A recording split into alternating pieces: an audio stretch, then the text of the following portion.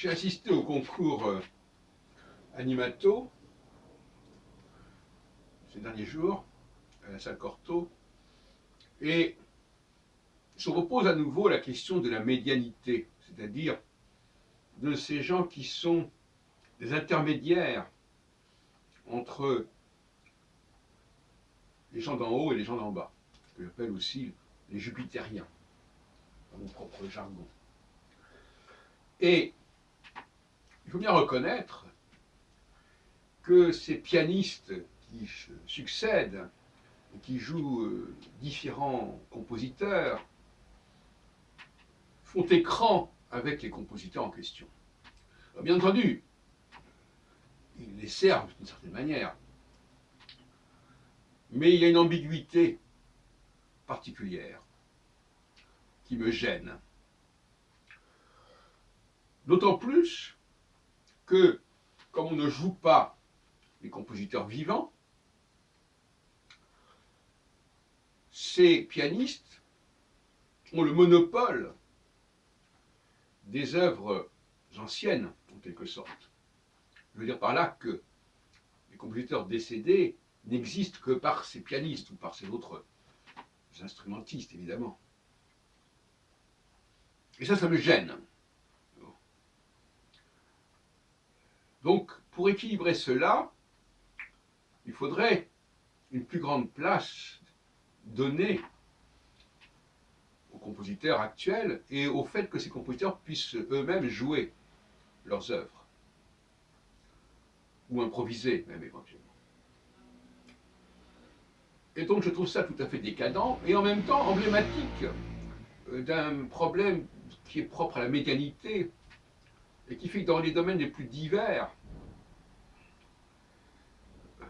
celui qui est au milieu, celui qui est à l'interface, joue un rôle central qui éclipse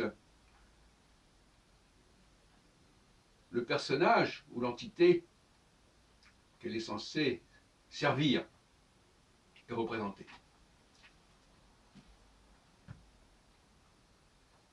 Il y a quelque chose d'énervant d'assister à un concert pendant plusieurs jours avec des œuvres qui sont déjà anciennes de au moins un demi-siècle, comme si la musique aujourd'hui n'existait pas.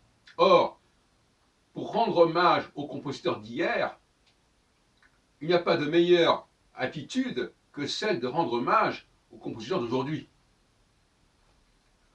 Sinon, le pianiste qui va exhumer les œuvres, qui va les faire revivre, les œuvres du passé, va encore une fois jouer un rôle, occuper une place tout à fait disproportionnée et abusive. Il faudrait que la ville de Paris, par exemple, exige que dans les concerts qu'on donne en public, il y ait toujours une partie liée à la production contemporaine, avec la présence du compositeur. Parce que les gens qui arrivent aujourd'hui dans le monde de la musique classique, carrément, ils sont convaincus que finalement, la musique d'aujourd'hui, elle n'existe pas, ou elle n'existe que sous la forme des variétés, sous la forme dégénérée, la forme des chansons. Mais qui est-ce qui irait écouter une symphonie composée aujourd'hui, ou un quatuor composé aujourd'hui? Déjà, Messiaen, qui est le compositeur le plus récent qu'on ait joué à ce concours Animato, déjà, il a fait entrer une bouffée d'air, il fait entrer quelque chose qui a une autre dynamique. Et j'ai beaucoup apprécié c'était quoi cette pièce remarquable dans ce concours. C'était Regard sur l'esprit de joie de Messiaen, joué par Jiang Qingluo. Alors, effectivement, voilà, bon, moi personnellement je suis dans la ligne de Messiaen en tant que compositeur, même si je pense que j'ai passé sur un autre plan, mais je suis quand même dans la ligne de Messiaen, et cette musique, elle me parle, la musique de Messiaen. Mais autrement, on a affaire à des musiques beaucoup plus anciennes. Et tout ça me paraît très morbide, finalement, je dois reconnaître. La seule chose qui m'intéresse, en fait, c'est pas tellement la musique, c'est la gestuelle. La gestuelle pianistique me plaît. Je vais au concert pour voir une sorte de chorégraphie par-delà la musique qui s'y joue. Mais franchement, euh, ça ne me plaît pas. Et puis je n'aime pas non plus, mais ça c'est un autre problème, cet accent mis sur les jeunes.